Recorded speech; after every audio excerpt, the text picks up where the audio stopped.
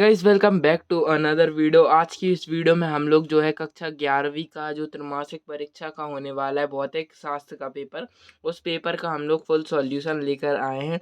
मतलब पूरा का पूरा अब हम लोगों ने इस पेपर का सॉल्यूशन बना लिया है, तो अब आप लोगों को चिंता करने की ज़रूरत नहीं है। तो चलिए सबसे पहले हमारे सही विकल्प आते हैं, सही विकल्प हो जाते हैं ये सब आप लोग देख सकते हैं। इनको मैं जूम करके आप लोगों को दिखा देता हूँ। हाँ, यहाँ पर फोकस हो सकता है।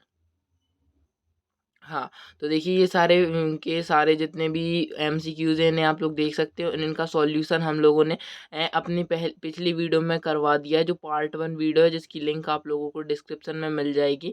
और अभी तक आप लोग हमारे व्हाट्सएप ग्रुप को ज्वाइन नहीं किए हो तो व्हाट्सएप ग्रुप को जल्दी से जल्दी ज्वाइन कर लो, क्योंकि ये सारी पीडीएफ है वहाँ पर आ जाती है और कुछ ऐसी इन्फॉर्मेशंस भी होती हैं जो यहाँ पर अपलोड नहीं कर सकते, वो हम लोग व्हाट्सएप ग्रुप पर अपलोड कर देते हैं।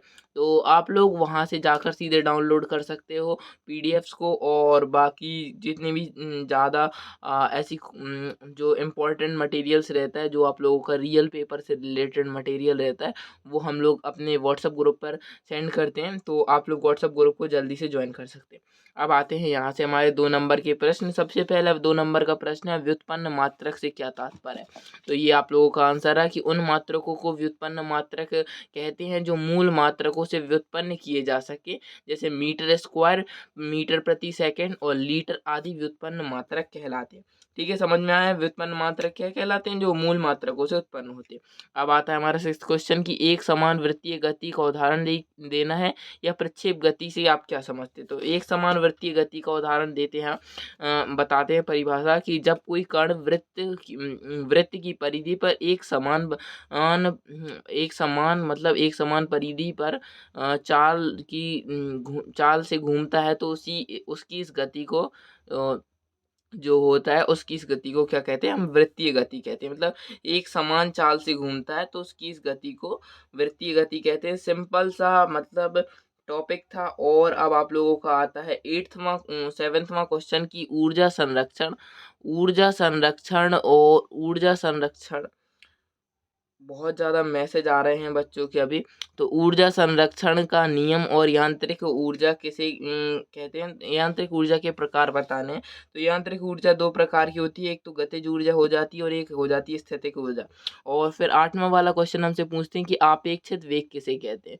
आपेक्षित वेग, ये रही आपेक्षित वेग की परिभाषा कि वह वेग जिसमें एक वस्तु के सापेक्ष दूसरी वस्तु स्थिर होती हुए भी गतिशील दिखाई देती है। और इसका उदाहरण भी बताऊंगा, फिर आप लोगों को कॉन्सेप्ट क्लियर हो जाएगा कि वह वस्तु का यह वेग अपेक्षित वेग कहलाता है। जैसे कि वाहन से चलते हुए हमें पेड़ पौधे गतिशील दिखाई देते हैं, यह गति अपेक्षित गति कहलाती है। ठीक है, अब आते हैं हमारे 9वें क्वेश्चन पे। 9वां क्वेश्चन है कि आवेग क्या है और संवेग संरक्षण का नियम बताना है। तो देखिए सबसे पहले संवेग संरक्षण यहाँ पर हमने ऊपर टॉप पर लिख भी दिया है आप लोगों के लिए स्पेशली कि ये अथवा वाला है। तो संवेग संरक्षण या कहें तो संवेग संरक्षण का नियम, यदि निकाय पर कोई बाह्य बल कार्य न कर रहा हो तो निकाय का कुल संवेग नियत रहता है। संवेग को ना ही उत्पन्न किया जा सकता है ना ही नष्ट किया जा सकता है। मेन टॉपिक वाली लाइन तो यही है कि संवेग संरक्षण का नियम यही है। आप लोग इतना लिख सकते हैं कि संवेग को ना ही नष्ट किया जा सकता है ना ही उत्पन्न किया जा सकता है, इतना लिख सकते हैं। इसी को संवेग संरक्षण का नियम कहते हैं। आप लोग कह सकते हैं। ऐसे ही फिजिक्स में भी होता है केमिस्ट्री में भी होता है संवेग संरक्षण का नियम। चलिए, तो अब आता है हमारे 10वें क्वेश्चन में। 10वां क्वेश्चन की आप लोगों का क्या है, मैं दोनों क्वेश्चन दिखा देता हूँ।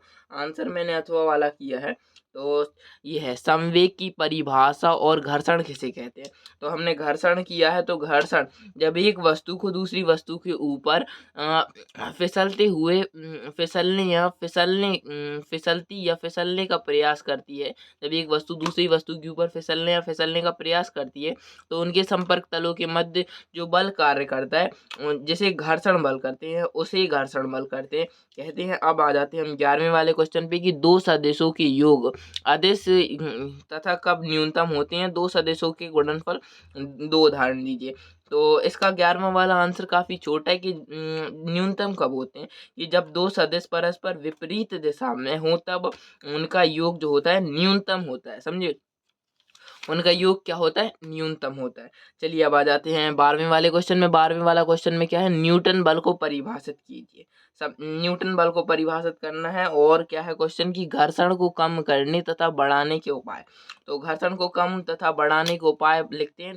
तो सबसे पहले घर्षण को कम कैसे किया जाए, तो घर्षण को संपर्की तलों के मध्य पॉलिश करके घर्षण को कम किया जा सकता है। ये हो जाता है पहला तो कम करने का रीज़न। और तथा के बाद लिख सकते हैं घर्षण को, मतलब घर्षण के अंदर जूतों के तलों में अगर हम लोग छेद और कीली लगा दें तो घर्षण जो होता है बढ़ जाता है। जिसे स्पाइक्स भी कहते हैं, आप लोगों को पता होगा।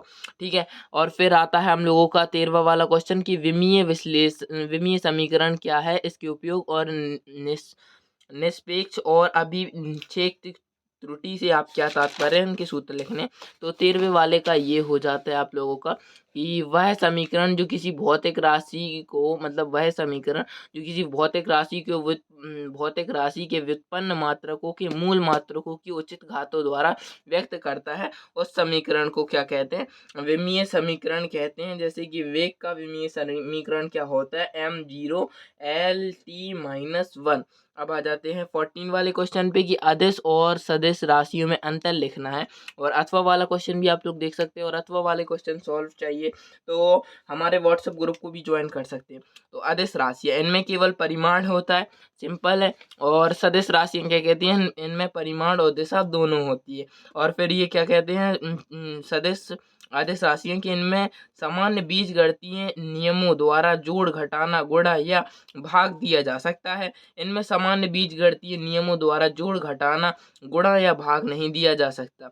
इनके घटकों को वियोजित नहीं किया जा सकता और इनके घटकों को वियोजित किया जा सकता है। सिंपल, ये तीन हम लोगों ने आप लोगों के क्या किए, आप लोगों के वो पूरे के पूरे अंतर बता दिए। अब आ जाते हैं 15वें वाले क्वेश्चन में कि ऊर्जा और आप लोगों की शक्ति में अंतर लिखना है। किसी गतिमान वस्तु के संवेग व गति व ऊर्जा के संबंध को स्थापित करना है। ठीक है, 15 वाला क्वेश्चन हमसे क्या है, शक्ति और ऊर्जा में अंतर बताना है। तो शक्ति, कार्य करने की दर को शक्ति कहते हैं और कार्य करने की क्षमता को ऊर्जा कहते हैं। शक्ति का मान समय पर निर्भर करता है, ऊर्जा का मान समय पर निर्भर नहीं करता। शक्ति का ऐसा ही मात्रक वॉट या जूल होता है। ऊर्जा का ऐसा ही मात्रक आप लोगों को बताना है। वैसे मुझे पता तो है इसका ऊर्जा का मात्रक क्या होता है, पर आप लोगों को बताना है कमेंट बॉक्स में। ठीक है, अब आ जाते हैं आप लोगों के 16 वाले क्वेश्चन पे। 16 वाला क्वेश्चन क्या है, घर्षण से होने वाले लाभ लिख लिए। ठीक है, घर्षण से होने वाले लाभ लिखने हम लोगों को। तो सबसे पहले हम क्या लिखेंगे कि प्रकृति में अधिकांश घटनाएं घर्षण के कारण होती है। तो अतः घर्षण के लाभ निम्न है कि घर्षण के कारण भोजन चबा पाते हैं, घर्षण के कारण जमीन पर चल पाते हैं, घर्षण के कारण वाहनों को रोक पाते हैं। ये सभी चीज़ें क्या होती है, घर्षण के कारण होती है। और घर्षण जिस चीज़ के लाभ होंगे उस चीज़ की हानि भी तो होंगे। तो घर्षण की हानियाँ भी निम्न है। घर्षण के कारण मशीनों के पुर्जे घिस जाते हैं और घर्षण के कारण मशीनें टूट जाती हैं। तो अभी वीडियो बहुत ज़्यादा लंबी हो रही है और बाकी का सॉल्यूशन जो प्रश्न क्रमांक 17, 18 और 19, ये 3 क्वेश्चन बचे हैं ना आप लोगों के। इन 3 क्वेश्चंस का आप लोगों को सॉल्यूशन नेक्स्ट वीडियो में मिलेगा। और नेक्स्ट वीडियो में आप लोगों का एक नया सेट आया है जो लग रहा है ज़्यादातर जिलों में यही सेट आएगा। तो आप लोगों को मतलब उस सेट को भी तैयार कर लेना है। और मैंने ये जो सेट करवाया है इस सेट को भी तैयार कर सकते हैं। बाकी हमारे इंपॉर्टेंट क्वेश्चंस की सीरीज़ चल रही है। और अब बाकी जैसे कि रियल पेपर तुरंत 1-2 घंटे पहले आएगा तो वीडियो तो अपलोड नहीं कर सकते हैं। तो वीडियो अपलोड नहीं कर सकते हैं तो इसकी जगह हम लोग उसकी फ़ोटोज़ क्या और सॉल्यूशन के साथ हम लोग उसे अपने व्हाट्सएप ग्रुप में सेंड कर देते हैं। व्हाट्सएप ग्रुप को ज़रूर ज्वाइन कर लीजिएगा। ओके बाय, मैं मिलता हूँ आप लोगों से किसी नई वीडियो के साथ।